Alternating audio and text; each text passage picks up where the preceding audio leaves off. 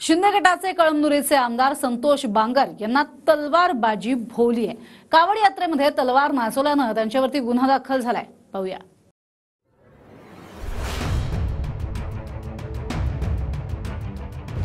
विधान आणि दमदाटीच्या आरोपांनी चर्चेत राहणारे शिंदेचे आमदार संतोष बांगर पुन्हा वादात आलेत। हिंगोलीतल्या कावड यात्रेत तलवार नाचवणं बांगरांना भोवलंय। सार्वजनिक ठिकाणी तलवार नाचवल्याप्रकरणी आर्म ऍक्ट नुसार बांगरांवर गुन्हा दाखल झालाय। बेकायदेशीररित्या डीजे लावणाऱ्या मालकाविरोधात सुद्धा गुन्हा नोंदवला गेलाय। खरं तर लोकप्रतिनिधींनी असं करायला नको।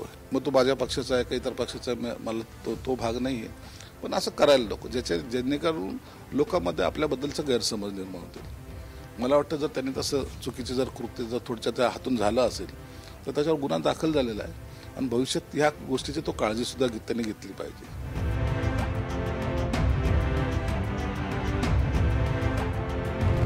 कावड यात्रेत सहभागी झाल्यानंतर बांगरांनी आधी भाषण केलं, नंतर मोठ्या थाटात फेटा बांधला। नंतर दंड थोपटून विरोधकांना इशाराही दिला।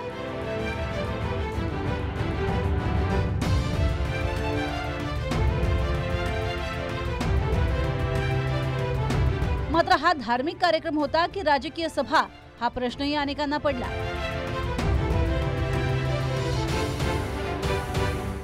संतोष बांगर अभी जिंदा है।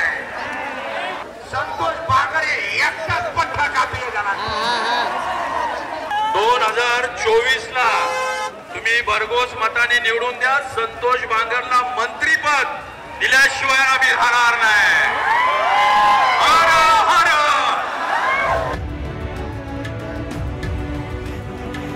मी मुख्यमंत्री झालो तर साऱ्या पोलिसांना भगव्या टोप्या देण्याचं विधान आमदार संतोष बांगर यांनी केलं। त्यांच्या या विधानावर जितेंद्र आव्हाडांनी मिश्किल प्रतिक्रिया दिली।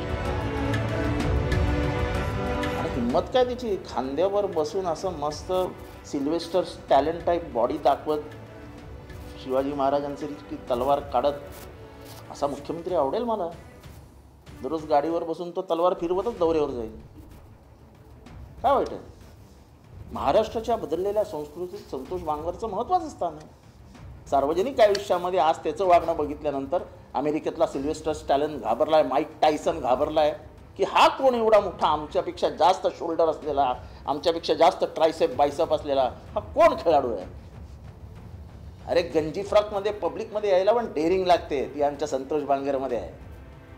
साहेब आम्हाला काही लागत नाही। आज तुम्हाला सांगतो, हा भगवा जर आमच्या खांद्यावरती बाजूला जर ठेवला। कळमनुरीचे आमदार संतोष बांगर शिंदेच्या बंडानंतर ठाकरेंसाठी रडले होते। त्याच्यामुळे हा भगवा तुम्हाला सांगतो की आम्ही मरेपर्यंत, शेवटीच्या आखरीच्या श्वासापर्यंत। नंतर मात्र तेच शिंदे गटात गेल्यानं ते पहिल्यांदा चर्चेत आले। त्यानंतर सरकारी कर्मचाऱ्याला मारहाण, पीक विमा कंपनीत तोडफोड यासारख्या घटनांमध्ये त्यांचं नाव चर्चेत राहिलं। नंतर कळमनुरी बाजार समितीत 17 पैकी 17 जागा न आल्यास मिशी काढणार अशी प्रतिज्ञा बांगरांनी नागनाथ मंदिराच्या साक्षीने घेतली होती। नागनाथाचं मंदिर आहे इथे समोर देणार। 17 पैकी 17 जर सीटा त्या कळमनुरीच्या जर निवडून नाही आल्या ना, हे संतोष बांगर ही मुची ठेवणार नाही देणार। निकालात मात्र बांगरांना 17 पैकी 6 जागा मिळाल्या, पण बांगरांनी काही मिशी काढली नाही।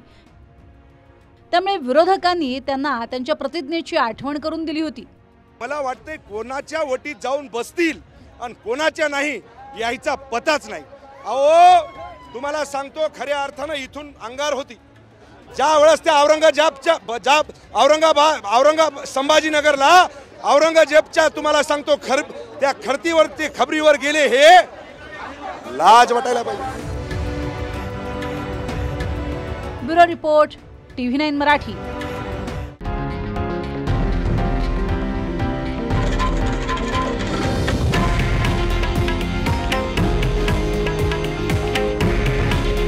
हे आहे देशातील नंबर 1 न्यूज नेटवर्क आणि आपण पाहत आहात TV9 मराठी। काळजी तुमची, हित महाराष्ट्राचं।